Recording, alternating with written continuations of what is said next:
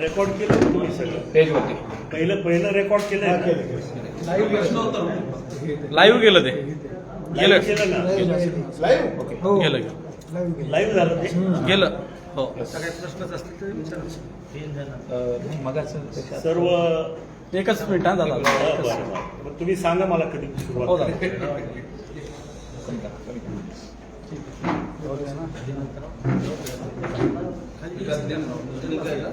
बघा okay link झाली आहे झाली हो हो येस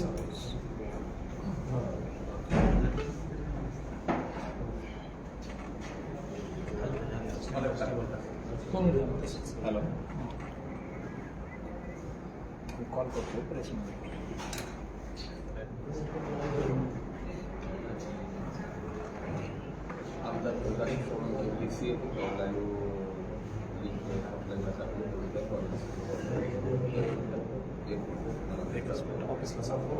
ओके भाऊ एकच मिनिट हा सांगू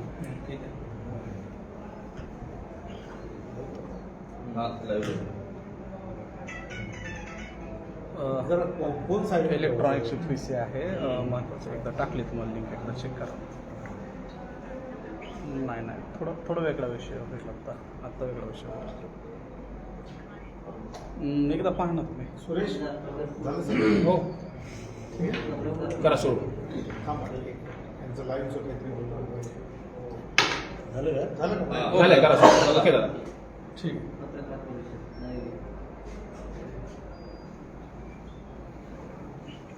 सर्व इलेक्ट्रॉनिक मीडियाचं मी या ठिकाणी स्वागत करतो. आता सविस्तरपणे जी काही माझी भूमिका आहे मी आपल्यासमोर मांडलेली आहे. तुमच्या वतीनं काही जर प्रश्न विचारायचे असतील तर त्याचं स्वागत आहे.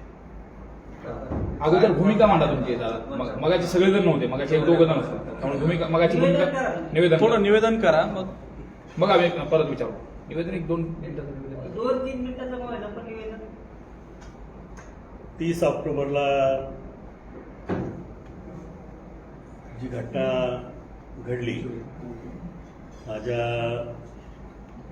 राहत्या घरी ऑफिसवर प्रचंड प्रमाणात दगडफेक झाली. सगळ्या तिथं जी काही वाहनं उभी होती 4 वाहनं जाळली गेली.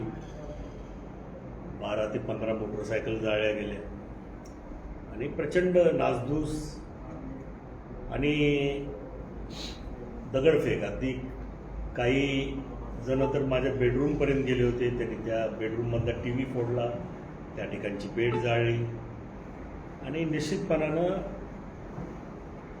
त्यांचा हेतू हा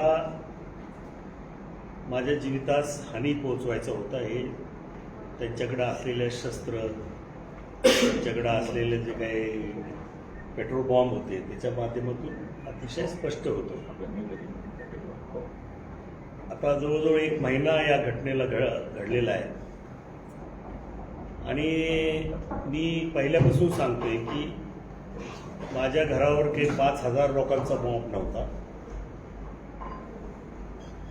जो काही मॉब होता त्याचे बरेचसे जण बघायची भूमिका घेत होते. काय झालंय काय होतंय हे पाहायला आले होते.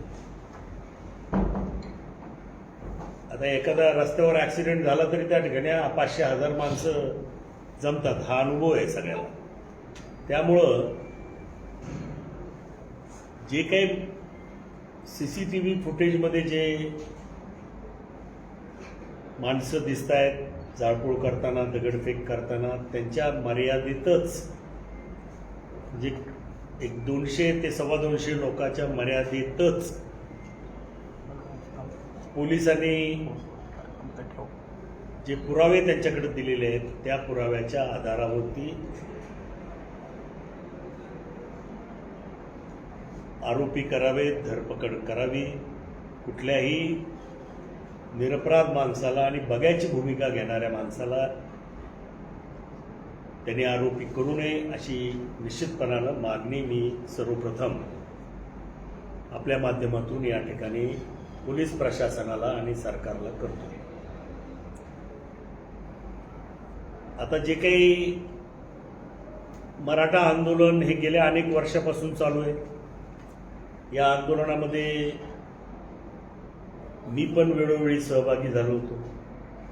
मग तो मोर्चा असेल, रस्ता रोको असेल किंवा विराट मोर्चे झाले, त्याच्यामध्ये आमचे घरातल्या महिला सहभागी झाल्या होत्या.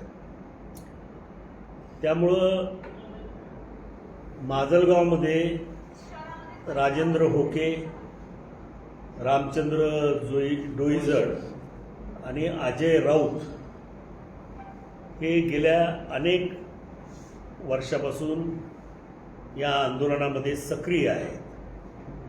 एक प्रकारे त्याचं नेतृत्व म्हणा किंवा त्याच्याबद्दलची धडपड म्हणा करणारी माणसं आहे. आता हे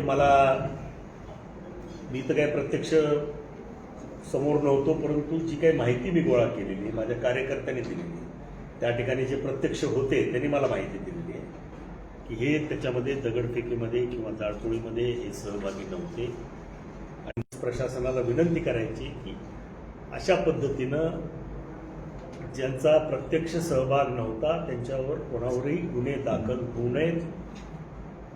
ही माझी भूमिका आज मी या ठिकाणी अतिशय स्पष्ट करतोय. यापूर्वीही केली होती, मुंबईत पत्रकार परिषद जेव्हा घेतली होती तेव्हा, आणि आजही माझी तीच भूमिका आहे की यामध्ये जे काही माझ्या घरामध्ये, ऑफिसमध्ये सगळीकडे CCTV कॅमेरे बसलेले होते, त्याच्यामध्ये जे काही रेकॉर्डिंग झालं ते मी पोलिसांना दिलेलं आहे. त्याचबरोबर अनेक माझ्या कार्यकर्त्यांनी, काही पत्रकारांनी प्रत्यक्ष जे त्या ठिकाणी चित्रण केलं होतं त्याचे ऑडिओ क्लिप्स मी पोलिसांना दिलेले आहेत. आणि आजच्या या पत्रकार परिषदेच्या माध्यमातून मी जाहीर करतो की ते सगळे पुरावे मी माझ्या फेसबुकवर टाकून प्रत्यक्ष जनतेसाठी, जनतेनेच ते पाहावं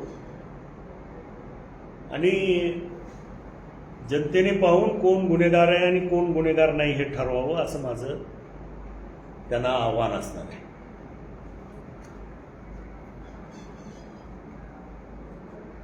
मला मिळालेल्या माहितीनुसार ज्यांना अटक झालेली आहे,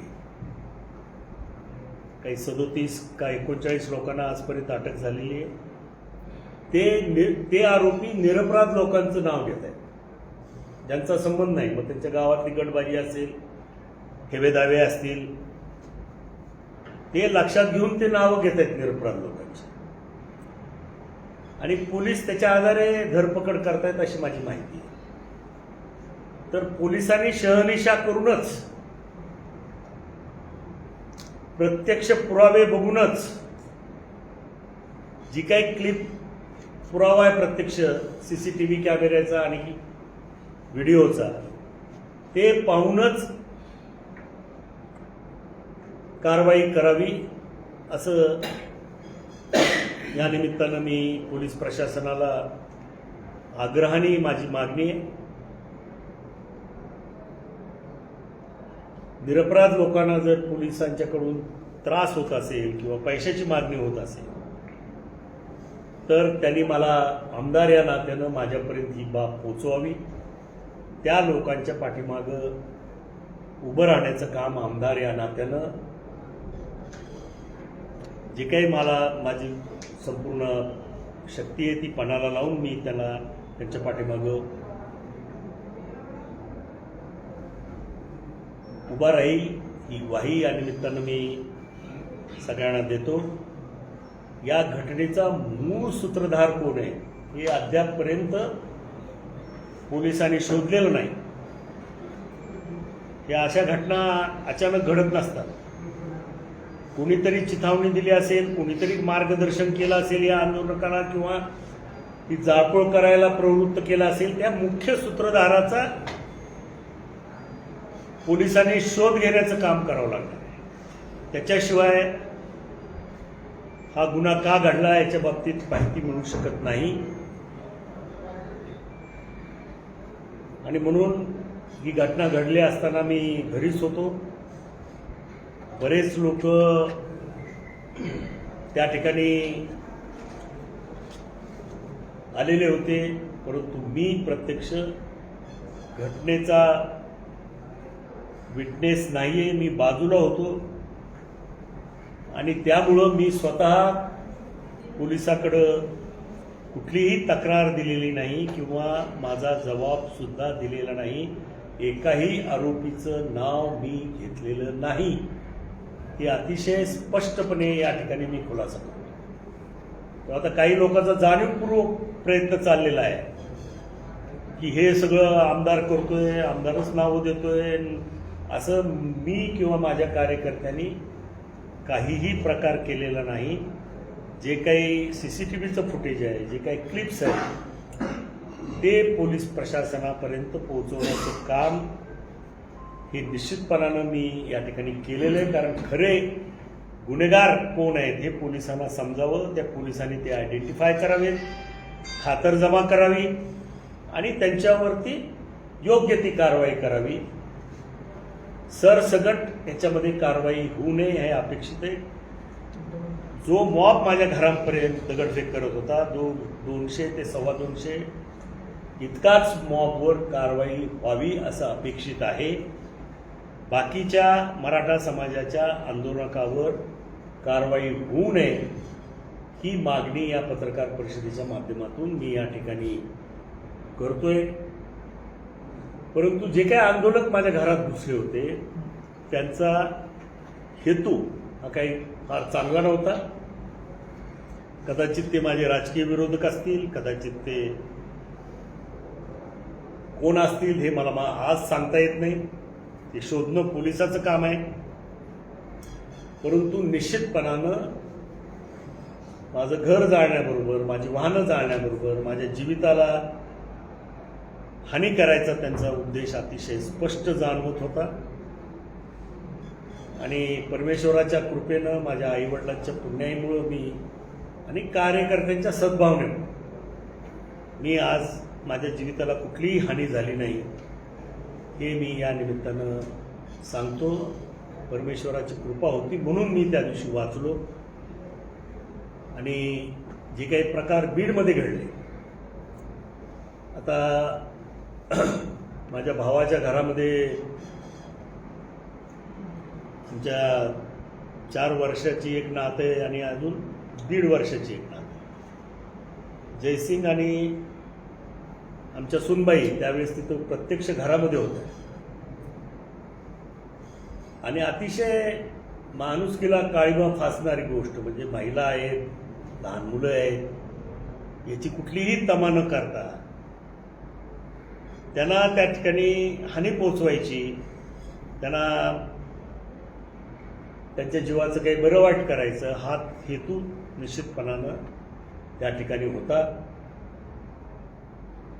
त्या ठिकाणी त्यांची सुटका आजूबाजूच्या महिलांनी, आजूबाजूच्या लोकांनी केली आणि त्यांना सुरक्षित स्थळी पोहोचवलं.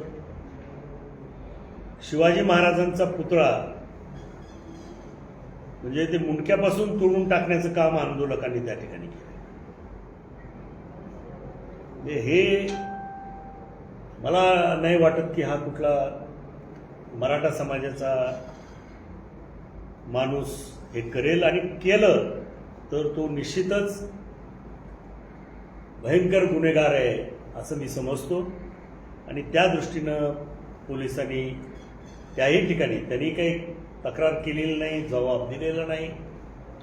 त्या ठिकाणी पोलिसांनी मुख्य सूत्रधार कोण आहेत, हे दंगल कुणी घडवली, नंबर देऊन एकापाठोपाठ एक घरं जाळली होती बीडमध्ये. 1 ते 22 नंबर ठरले होते. त्याच्यामध्ये अनेकांचं ऑफिस जाळले, अनेकांची घरं जाळली. म्हणजे जोपर्यंत या दंगलीचा मुख्य सूत्रधार किंवा कुणी कट रचला हे पोलिसांनी अद्यापपर्यंत शोधलेलं नाही असं माझं या ठिकाणी स्पष्ट मत आहे. आणि पोलिसांनी तो तपास करावा. या संपूर्ण प्रकारामध्ये पोलिसाचा निष्क्रियपणा अतिशय उघड झालेला आहे. पोलिसांनी बघ्याची भूमिका घेतलेली आहे आणि म्हणून स्थानिक पोलिसावर अवलंबून न राहता DIG लेवलच्या अधिकाऱ्याला प्रमुख करून 5-6 जणांची टीम, ज्याच्यामध्ये आपल्या जिल्ह्यातील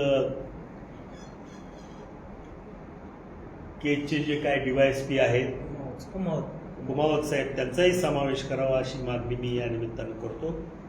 आणि पोलिसांनी जे खरे गुन्हेगार आहेत त्यांना शोधून त्यांच्यावर कारवाई झाली पाहिजे, एवढीच मागणी मी या निमित्तानं करतो. 1 महिना झाले हे सगळं घडलंय.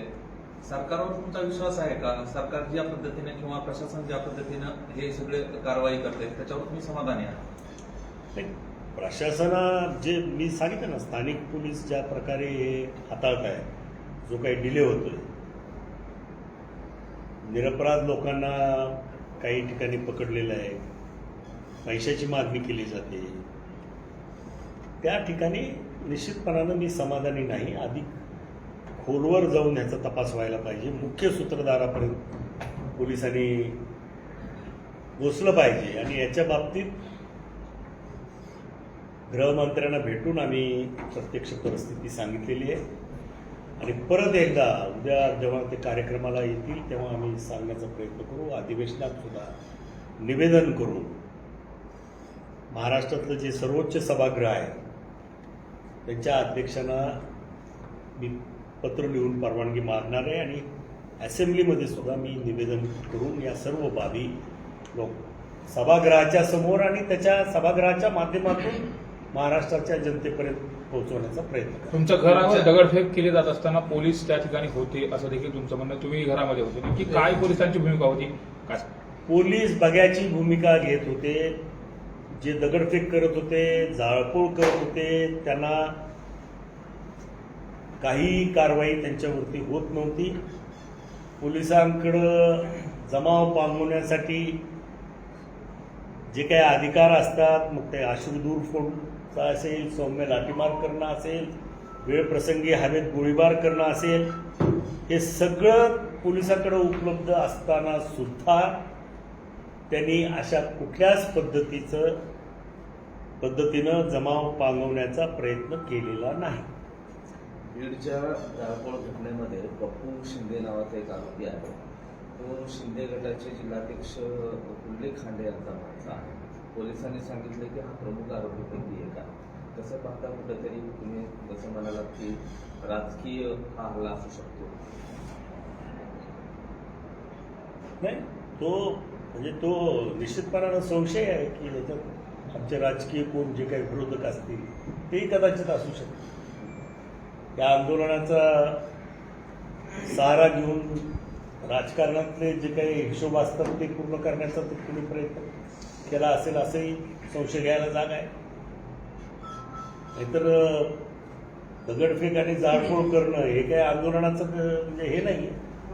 आणि वेळोवेळी जरांगे पाटलांनी सांगितलेले की शांततेच्या मार्गाने आंदोलन करा. आता काही लोकांची तर मजल एवढी गेलेली आहे की ते वारंवार जाऊन जरांगे पाटलांना माझ्याबद्दल त्यांच्या कानात काहीतरी सांगतात आणि ते बोलतात. माझी त्यांनाही विनंती आहे की बाबा काही असेल तर मला विचारा. आता मी स्पष्ट भूमिका केलेली आहे.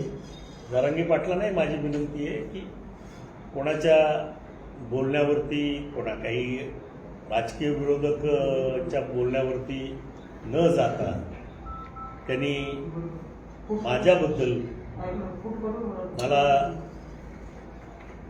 खुलासा करण्याची संधी दिल्याशिवाय त्यांनी माझ्याबद्दल वक्तव्य करू नये जाहीरपणानं, एवढी माझी त्यांना निश्चितपणानं विनंती आहे. यातील जो आरोपी आहे पप्पू शिंदे याचे फोटो थेट मुख्यमंत्री यांच्यासोबत तसे फोटो पण वाढले.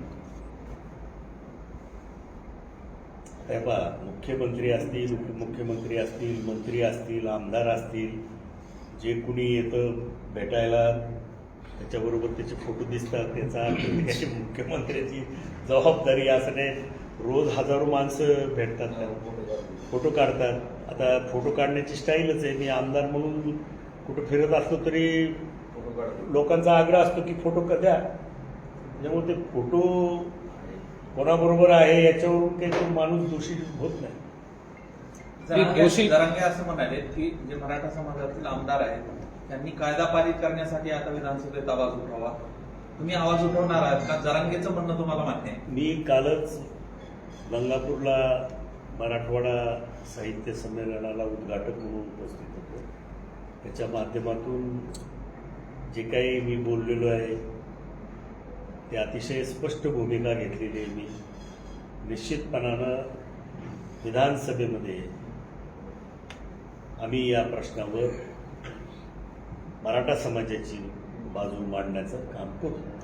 दादा, एक राजकीय प्रश्न आहे की आता राष्ट्रवादी काँग्रेस पक्षाचं अजित पवार गटाचं अधिवेशन झालं, त्याच्यामध्ये तुमच्या नाराजीचा विषय प्रामुख्याने चर्चेत आला होता. अजित पवारांनी तुम्हाला शब्द दिला होता. आता कळतंय की अधिवेशन झाल्यावर मंत्रिमंडळाचा विस्तार होणार आहे, त्याच्यामध्ये अजित पवार तुम्हाला जो शब्द दिलेला आहे तो पाळतील का? नाही, मला अजित पवारांनी कधीही मंत्रिपदाच्या बाबतीत शब्द दिलेला नाही. आणि त्या नाराजीने मी जेव्हा निवडून आलो आणि मला संधी मिळाली नाही तेव्हा सदस्यत्वाचा राजीनामा देऊन राजकारणापासून अलिप्त व्हावं असं निर्णय मी घेतला होता.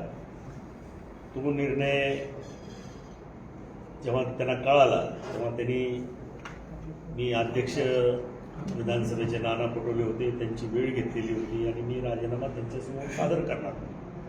परंतु त्यांनी मला सांगितलं की तुम्ही पक्षाच्या ऑफिसमध्ये या, आपण चर्चा करू, काहीतरी मार्ग काढण्याचा प्रयत्न करू, तुम्हाला संधी देऊ शकलो नाही, तुमच्यावर अन्याय झाला आहे, ही बाब निश्चितपणानं आम्हाला मान्य आहे.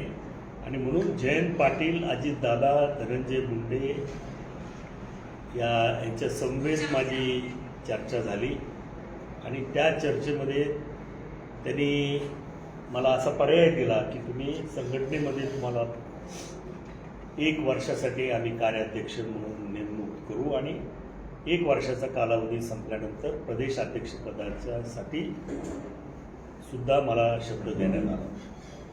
परंतु त्याच्या बाबतीत नंतर असं काहीच घडलं नाही. वारंवार मी जयंत पाटील, अजितदादा, धनंजय मुंडे, पवारसाहेब यांच्यापर्यंत गेलो, परंतु ही बाब काही घडली नाही. आणि त्याच्या बाबतीतच अजितदादांनी परवाच्या शिबिरामध्ये उल्लेख केला.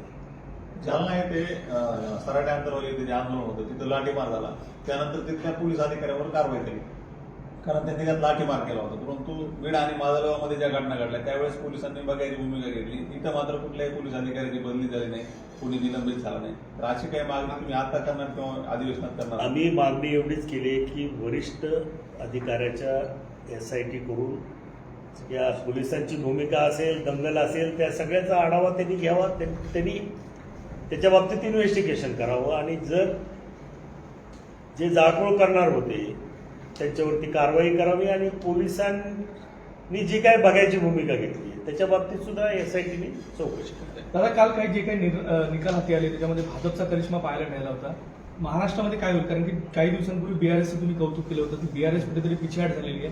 महाराष्ट्रात कसं पाहायला मिळेल आगामी काळामध्ये चित्र?